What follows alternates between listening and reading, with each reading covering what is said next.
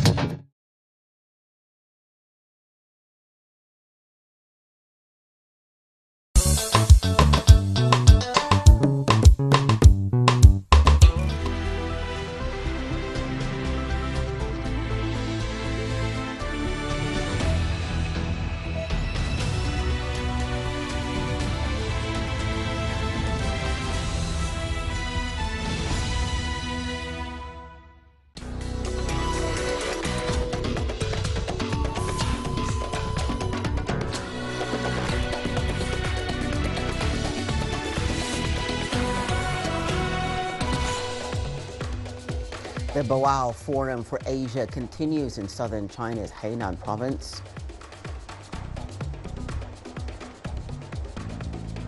South Sudan opposition says vice president's arrest effectively collapses the 2018 peace deal.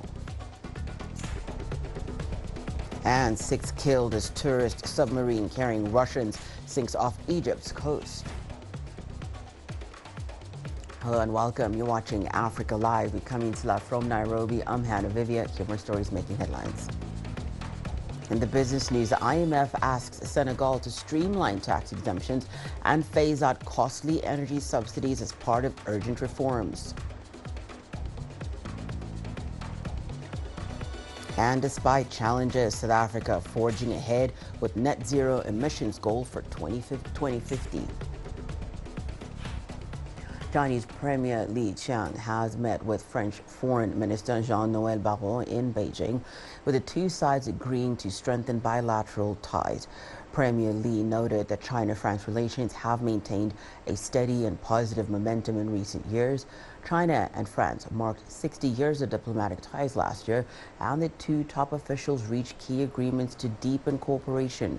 Premier Li called China and France independent and responsible major powers who should enhance communication and collaboration to increase global stability. He also reaffirmed China's commitment to expanding high-level exchanges and mutually beneficial cooperation. Foreign Minister Barrot expressed France's readiness to work with China to strengthen dialogue and cooperation, advance multilateralism, and tackle global challenges like climate change. He also voiced opposition to trade wars and called for broader EU-China engagement. The Boao Forum for Asia continues in southern China at Hainan province, with the opening plenary taking center stage on day 3. Chinese Vice Premier Deng Xuexiang delivered a keynote speech calling for joint efforts to build a shared future. CGTN's Dai Kai reports. Addressing an audience of global leaders, business executives, and academics, Chinese Vice Premier Deng Xuexiang stressed the need for unity in an increasingly uncertain world. High levels of mutual trust are essential for building a community with a shared future of Asia. We must uphold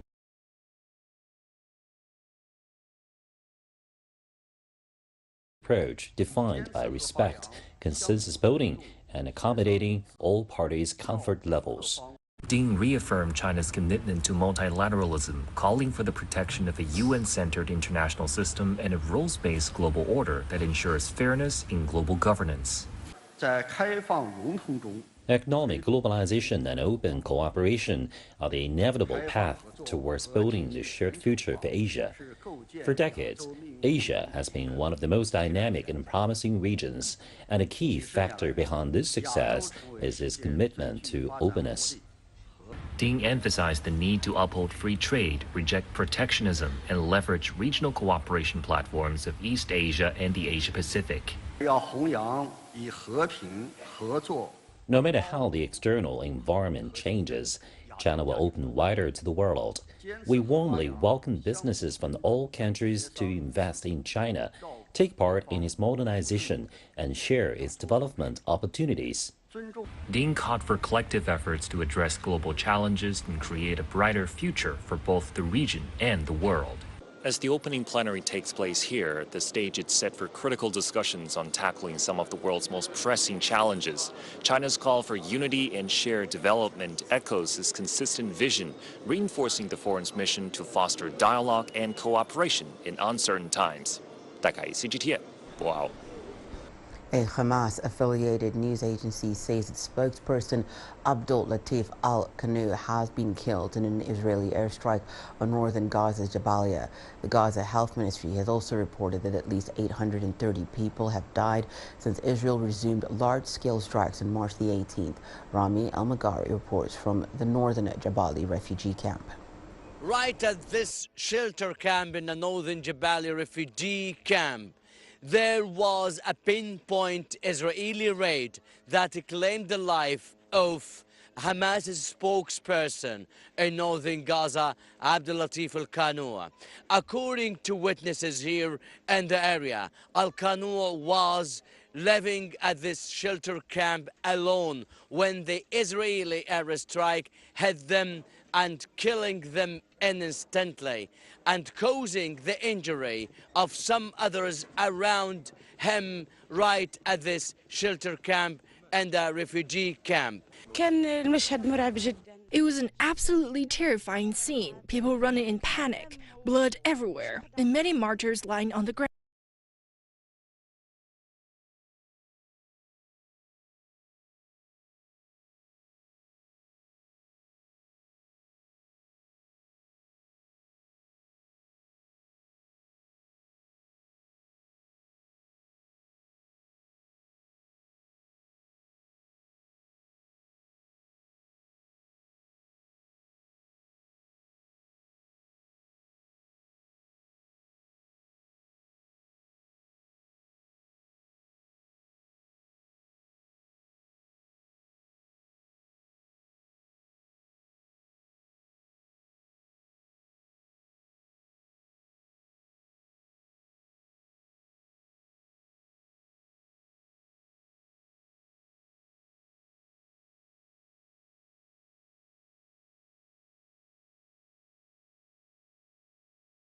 Of Hamas in from the parliament, the Gaza parliament, that is related to Hamas party in Gaza. This situation of war that has been resumed over the past 10 days has so far claimed the lives of more than 800 Palestinians. Almost half of them are women and children. Rami Al-Mighari, CGTN, in the northern Jabalia refugee camp.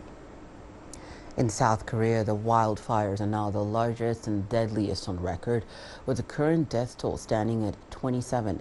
Entire communities have been forced to evacuate, with thousands of people, many of them elderly, displaced as fires continue to burn across the southern eastern part of the country. Emergency shelters have been set up to provide relief, but for those who've lost their homes, the road to recovery remains uncertain. Our correspondent Shane Ham reports from one of the evacuation centers.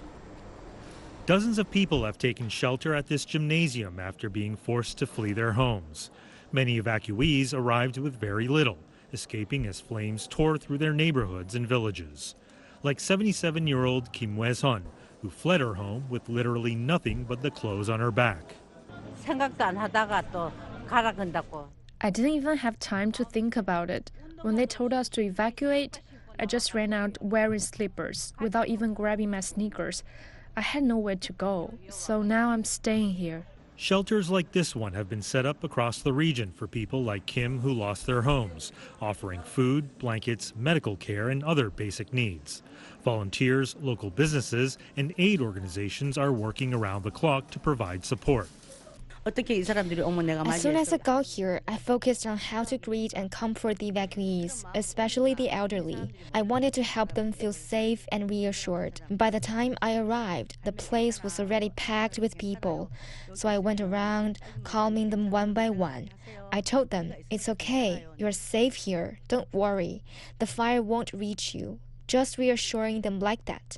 "We're here, so you will be fine." This evacuation center is full of people who have no idea